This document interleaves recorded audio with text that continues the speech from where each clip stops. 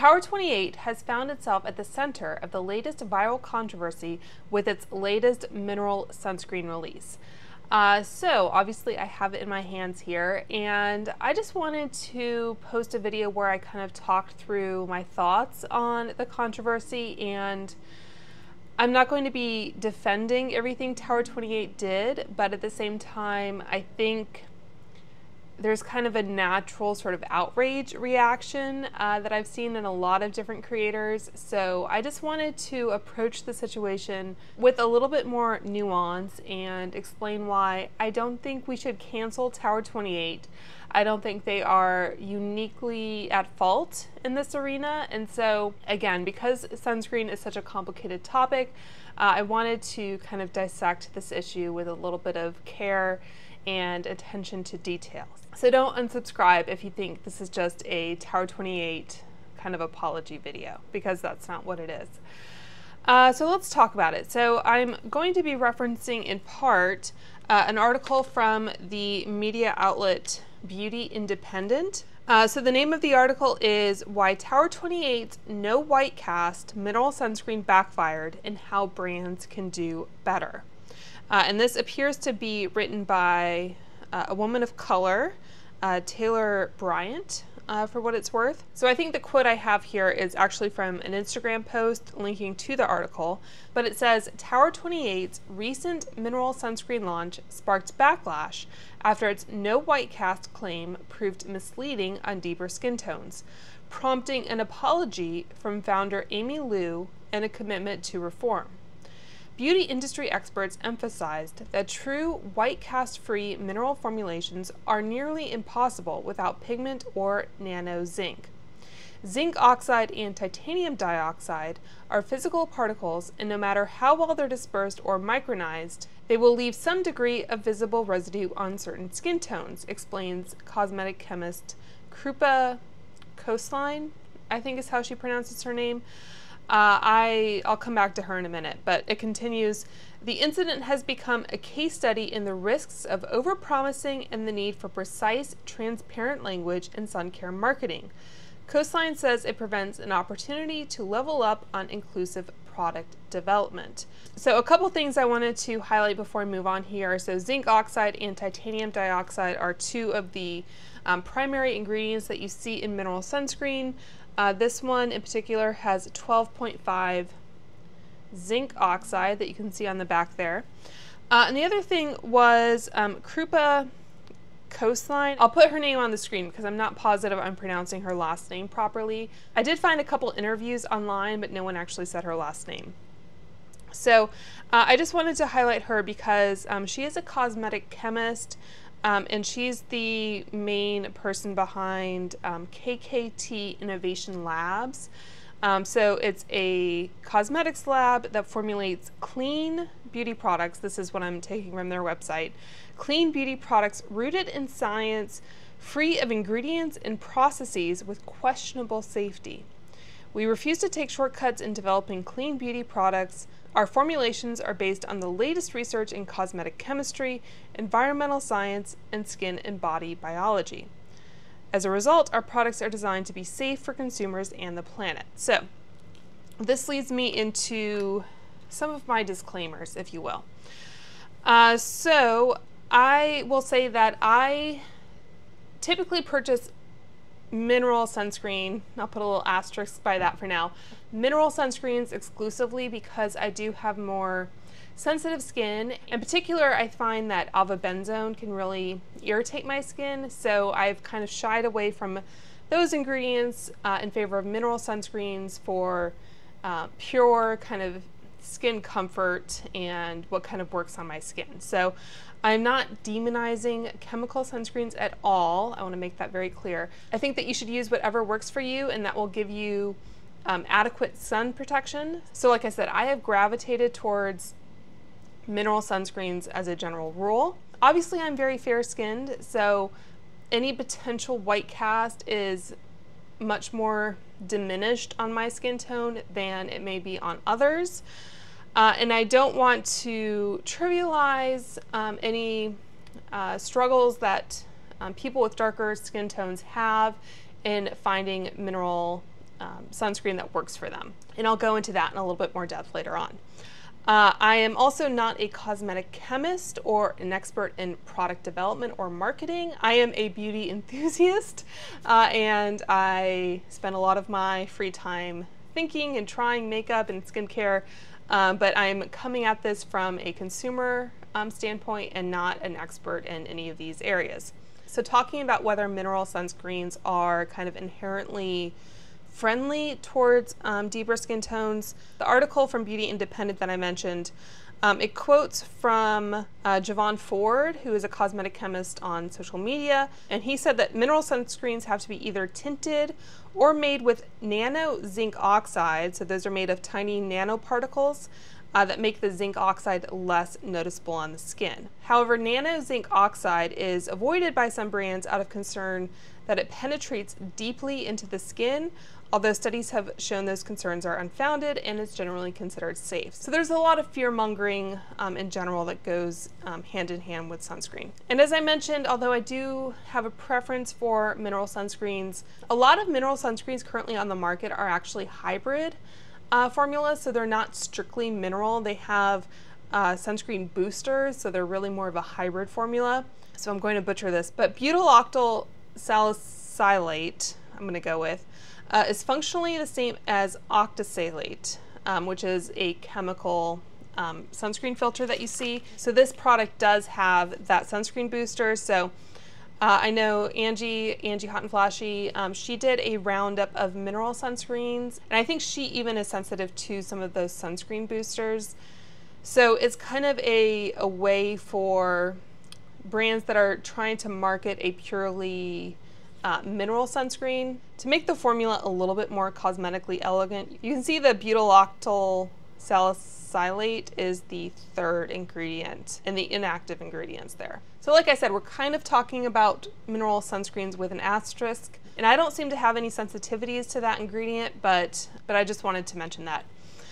Also, this particular product was gifted to me in PR. I wanted to mention I'm under no obligation to post this video or any other content. They reached out to me through ShopMy, which is a affiliate platform, and that was before I think the controversy kind of, took off. So I chose this because it was a new product and I figured I might as well. I had also selected a couple of their new blushes that I haven't tried yet.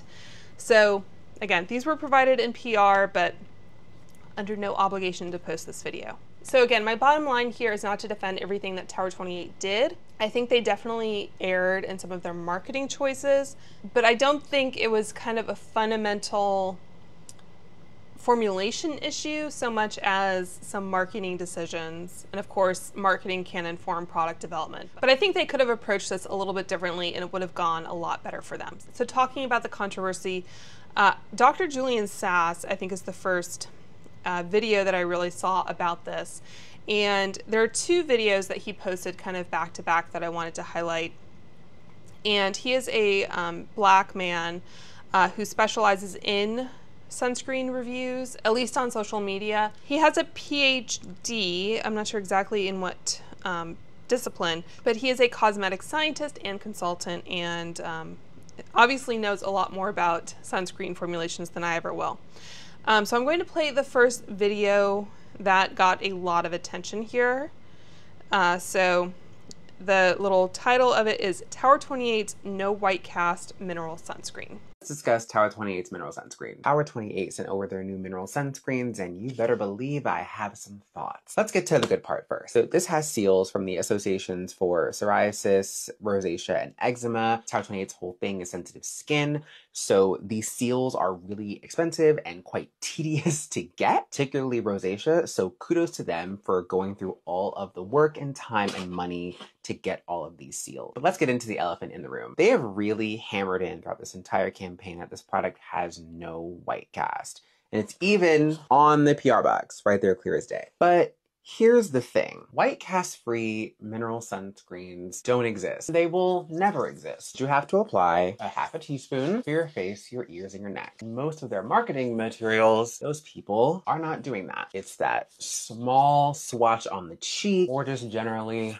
under applying. You need roughly half a teaspoon of product in order to get the protection on the label. And the part that frustrates me is that some black girl is gonna see all the advertising about this product and say, oh my God, they said it had no white cast. They're gonna buy it, they're gonna use it, and then they're gonna end up looking like this. The texture is quite nice. The finish feels quite lovely. It's not super greasy, it's not super heavy. But marketing this as no white cast in 2025 is so disappointing and just makes me feel so undervalued as a consumer. It makes me feel like these brands are saying, oh, we would rather lie than either put forth the effort to make different tints, different shades that might work better on deeper skin tones, and just say, hey, this product might not work if you have a deeper skin tone, and we apologize for that. That they would rather just lie than just be honest about the performance of their product, and it's just really, really frustrating to me. So texture,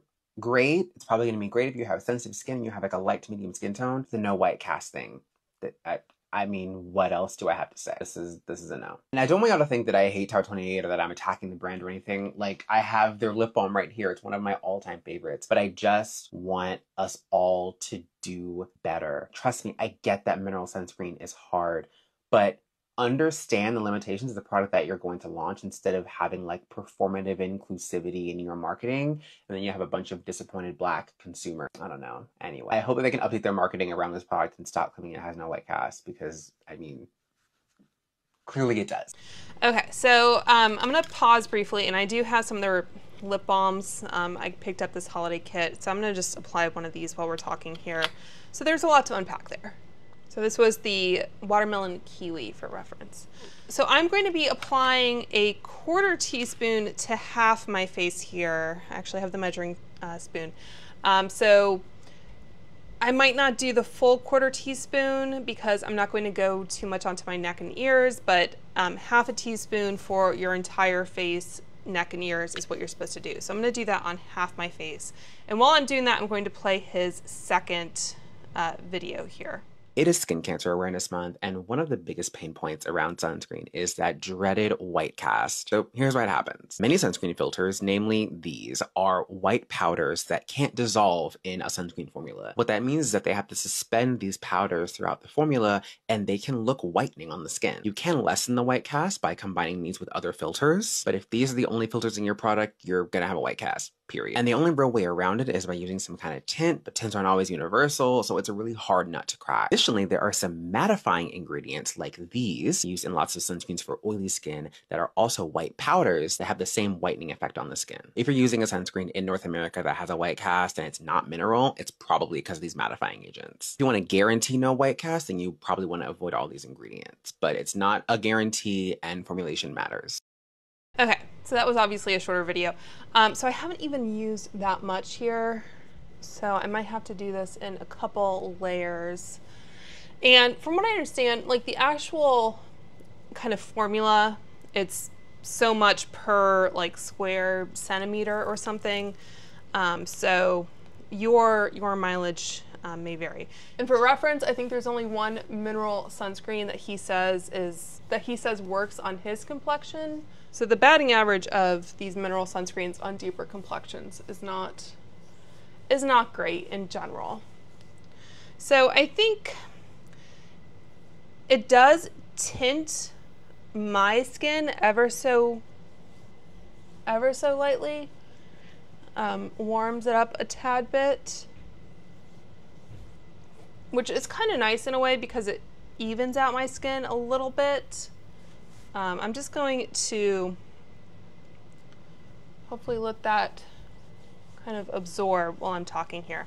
So again, talking about the marketing of this product. So Beauty Independent said that arguably Tower 28's biggest misstep was promoting the SOS Face Guard left no white cast. So Tower 28 has apologized, and they have removed the descriptor saying that it has a universal tint and no white cast from their marketing.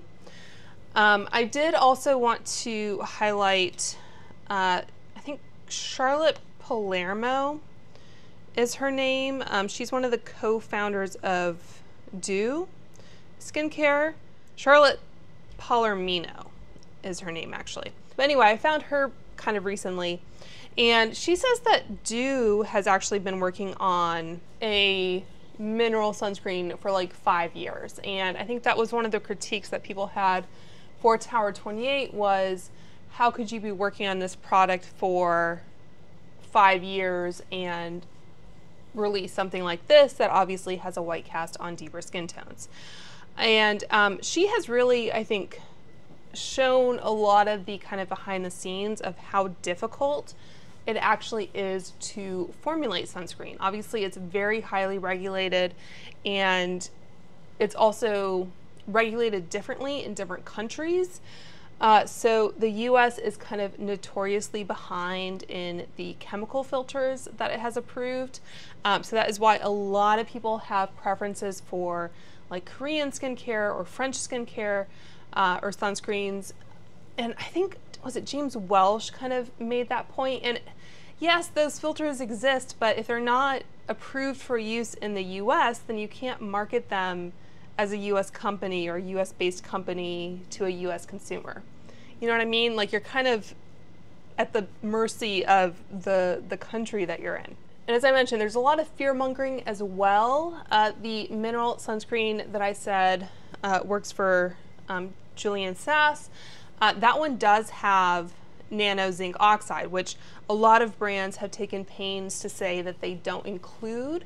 So I think a lot of these brands are really between a rock and a hard place. And although I'm coming to mineral sunscreen from like a sensitivity kind of perspective and not from a fear-based concern, and not because I think chemical sunscreens are inherently bad, it's just what I found kind of works best for my skin. These brands are still trying to kind of appeal to as wide a demographic as possible. And you can see even as I'm still applying this, and I think on my neck even, like, it's not fully blending into my skin tone. And I'll talk more about this in a minute, but few products are truly universal in the sense that they work for everyone to the same extent. So although I think I have it a lot easier than people with darker skin tones, at the same time, brands that are including tints in these products to make them have less of a white cast, they're still trying to capture as wide a swath of the population as possible. So there's going to be some kind of median or mean that they're using in terms of a skin tone tint. And I think we're very used to hearing influencers, especially when we're talking about these skin tints with SPF, you hear a lot of people, and I think it's coming from the best place, where they're saying, like the Merit, for example, or the CL, which I do like. And I did try to use the actual amount that you would need to get sun protection with this product, and it didn't look good, let's say. I'll link that video for you if you'd like to check it out. But yeah, we're very accustomed to the disclaimer of, well, wear another sunscreen underneath because you're not going to be applying enough of these skin tints to get the recommended amount of coverage. But Charlotte posted something on her Instagram that said you shouldn't actually layer a mineral-based skin tint over a chemical sunscreen because there's something to do with coated versus uncoated zinc, which is way outside my kind of realm of expertise and understanding. But if you have, I think, uncoated zinc, it can interact with avobenzone, which is the chemical filter like I mentioned, and it can actually kind of break down the avobenzone. So you're not getting the sun protection from avobenzone anymore. So then you're just kind of negating what you're trying to do. So like I said, this is a very complicated issue. There are a lot of regulations and testing that go into this. And if a company does have like a SPF product, they have to pay, I think, for every single shade to be validated for that SPF rating. So that's just kind of multiplying the expense that goes into formulating these products. So like I said, this isn't like a euphoria situation. Again, I think Tower 28 could have done a little bit more behind the scenes to validate their marketing claim, but it's a much more complicated product than a foundation, for example. And they already had their Sunny Days tinted sunscreen. So there seems to be a lot of kind of collective amnesia that they did release this product. And honestly, I don't know why they bothered releasing this, if not just to give consumers more options, but they both have the same SPF rating. So I don't personally understand why they might have done this, but that is why I only did half my face here with the sunscreen. So I'm going to apply up to 1/4 teaspoon of the shade Fairfax to the other side of my face. And I see on the back here it says reef safe, mineral sunscreen, alcohol free, safe for sensitive skin, vegan, cruelty free, won't cause breakout. So yeah, a lot of concerns people have with sunscreen. So obviously this is a different measuring spoon, but hopefully they are kind of similar enough. So I do like this product. I don't know that I ever really tried applying enough to kind of give me the full sun protection. Typically I do layer like a non-tinted mineral sunscreen underneath a tinted mineral sunscreen. So again, this might be just a little bit more of a cosmetic product compared to the other one. But really, if a product is marketed to have SPF, I think you should be able to wear enough to kind of give you the sun protection. And yeah, like I barely really dipped into that. So I'm gonna let this kind of sit down for a minute. So going back to the Beauty Independent article, they say that Tower 28 was already familiar with developing several tints for a mineral sunscreen to cater to a diverse audience. Nearly 4 years ago, it released Sunny Days SPF 30 in 17 shades. Lou, the founder of Tower 28 again, told Allure at the time that it took 50 iterations and 3 years to perfect. She partnered with makeup artist Kieran Body on creating the product and formulated its deepest shade, Venice, first. So I don't know if Julian or any other kind of sunscreen experts have weighed in on that particular shade. As part of the apology, they did say that they are going to be formulating a deeper shade of the SOS sunscreen. So I don't know if that will kind of bridge the gap. Again, if they are committed to, yeah, you can still see my skin there. And I do think this is a pretty decent match for me, but when you're kind of bringing it down your neck and everything, it gets a little dicey. Yeah, so we'll see how that does. But Lou said that they were enhancing Tower 28's approach to testing to standardize use across participants and continuing to collaborate with beauty experts and cosmetic scientists to ensure the brand's future products reflect its diverse community. So yeah, I will say, just as kind of a anecdotal note, I think it was a lot easier to apply more of the, I don't want to hold this up too much because it will kind of fall out here, but I think it was a little bit easier to apply more of the actual sunscreen than the tint. You know, I can probably build this up a bit more.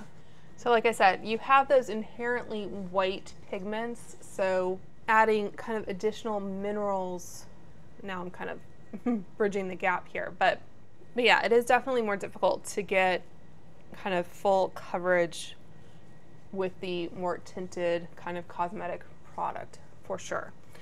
It makes me wonder if we shouldn't just kind of go back to the kind of full-on white zinc nose that they had in like the 70s and kind of end at this pretense of sunscreens that aren't visible on the skin. We can have pimple patches in full display. Why not? But yeah, there is this kind of disconnect between mineral sunscreens that will work on a variety of skin tones and just the inherent ingredients that go into formulating them. As a little aside, I've mentioned before that I always try to get reimbursed from my FSA for SPF products. And I did submit this, and I even included a link to the product page that said, you know, it was a tinted mineral sunscreen, and they denied my claim for this. So, you know, sometimes that's just the luck of who you get processing the claim, and perhaps another example of why like healthcare regulations in this country are so backwards. But I'll just mention that as another kind of frustrating part of purchasing sunscreens in this country and why everything is a little bit more difficult than it may appear. But as part of this video, I did want to point to other brands that have made very similar claims in their marketing, just to again show that Tower 28 isn't uniquely at fault, I think, for this approach. That's the unicorn, right, that everyone is chasing, this kind of universal invisible mineral sunscreen. But unfortunately, the technology and everything is just not quite there, especially given all these other parameters we've talked about. So the first product I wanted to talk about is one that I do own. This is the Summer Fridays Shade Drops Broad Spectrum SPF 30 Mineral Milk Sunscreen. I do really enjoy this product. I'm almost halfway done with this bottle, and I've gone through an entire bottle before this. This has zinc oxide 9.4. I'm not sure why this is the same SPF rating, but less zinc oxide. I don't really understand how that works. But anyway, according to the Sephora website, its naturally derived tint blends in beautifully with all skin tones for a natural looking finish. So this is a more liquid formula than the Tower 28.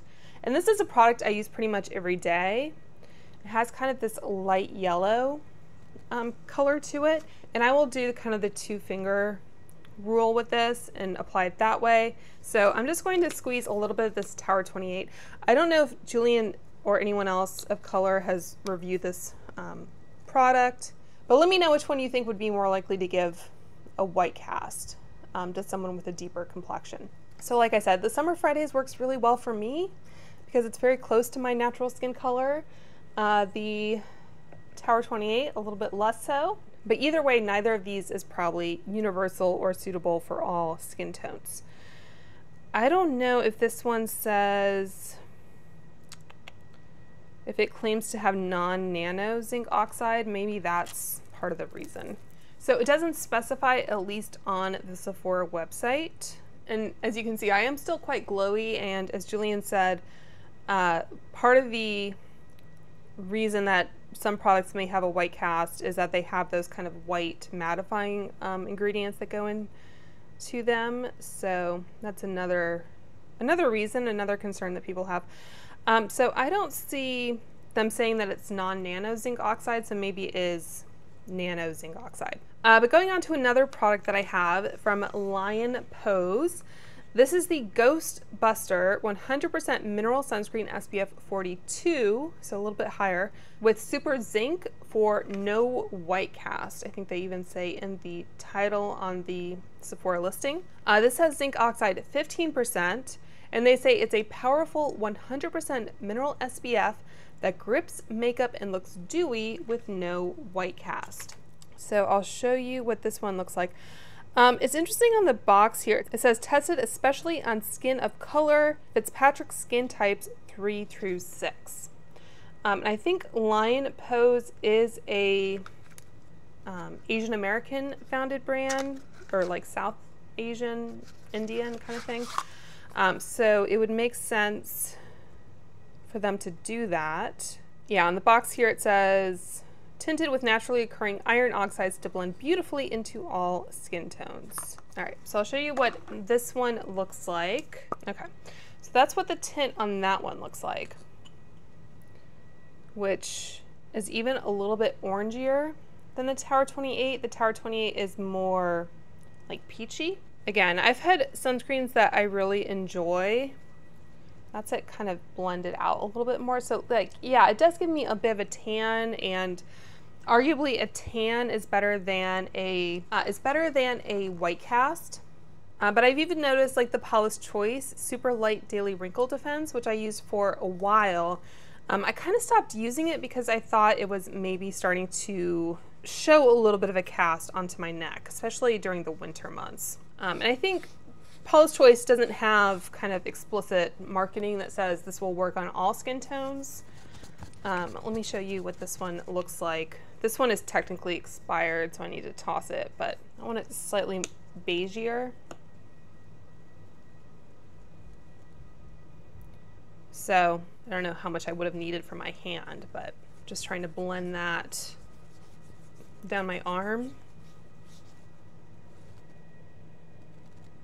So like I said, I'm not trying to play the victim here or say that I have it as bad as other people, but I just want to really drive home the point that none of these products are really going to be universal. So I noted a few other products here. There's 4, I think, that I don't have, but I'll pop up on the screen here. So Ronavant, the Radiant Brawny Daily Brightening Mineral Sunscreen SPF 50 with saffron. They say that it is an SPF 50 plus mineral sunscreen with adaptogens that protects against UVA, UVB, and blue light while visibly brightening skin with 0 white cast. That is a 10% zinc oxide sunscreen. This visibly brightening fluid leaves 0 white cast, making it inclusive and easy for all skin tones and types to use daily. Iris and Romeo has the Weekend Skin SPF 50 Instant Glow Tinted Mineral Sunscreen with vitamin C and niacinamide. There are 4 shades in this, so that's something, I suppose. Cool Glow, I think, is the newest shade, and that's probably what would work best for me.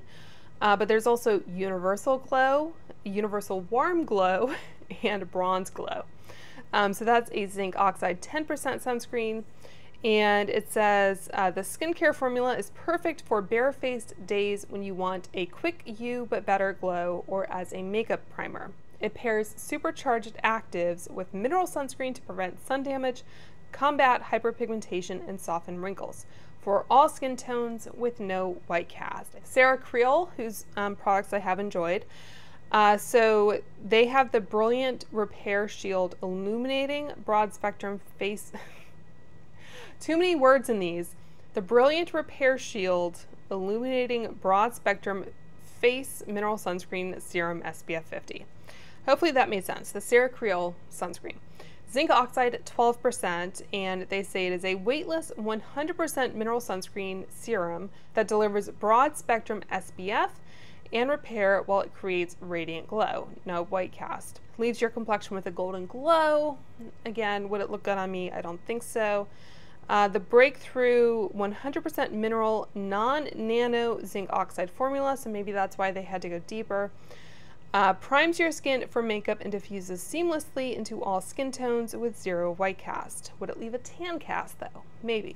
And finally, the Soleil Toujours, the Daily Defense Moisturizer Mineral SPF 60 with vitamin C. And they say it applies white, then blends in totally clear. And that is an SPF 60. Again, those are just some examples of other products that have made very similar claims. How successful they are, I can only speak to my experience and the products I have tried, but I don't know. Let me know what you think. I did want to highlight, there's a few brands here that I think have done well in terms of their marketing. So the first one here is the Caudalie Vino Sun Protect Brightening Daily Mineral Face Sunscreen SPF 50 with niacinamide. And that's another thing, like Julian said, this one has the eczema seal and maybe the rosacea seal as well. Tower 20 is really setting out, I think, more to be a sensitive skin friendly brand than like a clean brand. So personally, I find products that have too much niacinamide in them, or if I'm really piling on successive products that have niacinamide, that can be irritating to me. Just mentioning. But anyway, so the Caudalie product, they say when using a mineral filter like zinc oxide to reach a high SPF 50 coverage, a white cast can occur. This is due to the weight and thickness of the filter for sun protection. For best use, shake well, warm the texture, and work the product into your skin. So they are using 21.1% zinc oxide, so roughly a fifth of the formula. They also have that SPF booster, the butyloctyl salicylate. Hopefully I'm saying that correctly. Oh, this one says non-nano zinc oxide as well. So just something to take note of. Again, I don't think there's anything wrong with nano zinc oxide, but it does seem to be a marketing approach that some of these brands have taken. The Ole Henriksen Banana Bright Mineral Face Sunscreen SPF 30, mercifully short name. So they have a disclaimer here. It says, mineral sunscreen takes longer to absorb into skin versus chemical sunscreen. Due to the high percentage of zinc in our formulation, 16.3% for an SPF of 30, depending on your skin tone, you may see a white cast that could fade over time. To help offset this mineral cast, we added in our iconic light reflecting mineral pigments. So they are giving you a heads up. And again, just to call out some other ingredients that may not work for you or me, for example, they do also use that sunscreen booster, which doesn't seem to bother me personally, but they have that. They have niacinamide. They also have orange extract and orange peel extract, and I like to avoid fragrance and essential oil derived ingredients in my skincare, so that's kind of a no-go for me. Also has dedicated fragrance and then citral, limonene, and linalool. So like I said, it's just very difficult to find one product that will work for everyone. And finally, we have the Supergoop 100% mineral sunscreen, or mineral sheer screen is what it's called, sunscreen SPF 30. And this one has 17.5% zinc oxide. And they say sheer screen was created with our innovative sheer matrix technology to minimize the white cast typical of mineral sunscreens in a way that's never been done before, for a smooth, natural finish that's gentle and recommended for sensitive skin. So those are some examples of brands that I did it well. So to wrap it up here, going back to the cosmetic chemist, Krupa Coastline, who again, I kind of take with a grain of salt here. But she underscores that the backlash against SOS Face Guard forces the beauty industry to confront bigger questions about inclusivity, which I do think it does. If a brand were to launch a sunscreen and say, this won't work on deeper skin tones, wouldn't that spark backlash for being non-inclusive, just as we saw years ago when brands launched foundations in only a handful of shades? And again, hopefully with those last few examples I showed you, I think there is a way to approach it and explain the formulation and educate the consumer in a way that is inclusive without saying upfront, this isn't for you, if that makes sense. So I don't think there's been any backlash against any of those products that I just mentioned that do kind of contain that kind of marketing language. And even if I think Tower 28 had been silent on the zero white cast or all skin tone type rhetoric and just said, you know, it's tinted or it has a tint to minimize the white cast, like I think people would hopefully understand and appreciate what they were trying to do. And again, I don't think this is equivalent to like what Youthforia did at all. So continuing on with Krupa here, it says there's now an expectation for universal performance, and yet mineral sunscreen by nature poses real formulation challenges. She continues, brands are walking a tightrope, striving for inclusivity while working with ingredients that don't always make it easy. So I think that's an important thing to keep in mind here. And also just to keep in mind that sunscreen is both really important and really complicated, not only the formulation of it, but the application, making sure you're getting enough and applying it as frequently as possible. I know not everyone is like me and prefers to stay indoors as much as possible. So to the extent you are going outdoors, obviously wear your sunscreen, but also I recommend trying to look into maybe some loose linen shirts for the summer or a hat, you know, just try to minimize your overall sun exposure as much as you can. So like I said, I do think brands should market things responsibly and in a truthful way, but I think as consumers, we should also take marketing with a grain of salt and do our best as non-scientists to educate ourselves on these ingredients and formulations and to try to understand what may work best for us. So like I said, I recognize that it's difficult, and I don't think we should all need to get PhDs in cosmetic chemistry to buy sunscreen, but at the same time, I think it's important that we don't take everything at face value when it comes to marketing, at least, and trust trust the science, and I guess put down our pitchforks when it seems like something was ill-intended, or just try to understand the greater context, I guess is what I'm trying to say. So to reiterate, nothing is ever truly universal. Just do your best not to get burned. So I hope you guys appreciated this video and appreciated the place I was coming from in making it. I'd love to hear what you think down below, so please leave your comments. If you enjoyed this video, this kind of more commentary type video, please make sure to like and subscribe. And until next time, I hope you guys are all doing well, staying safe, and wearing your sunscreen, and I will talk to you soon. Bye.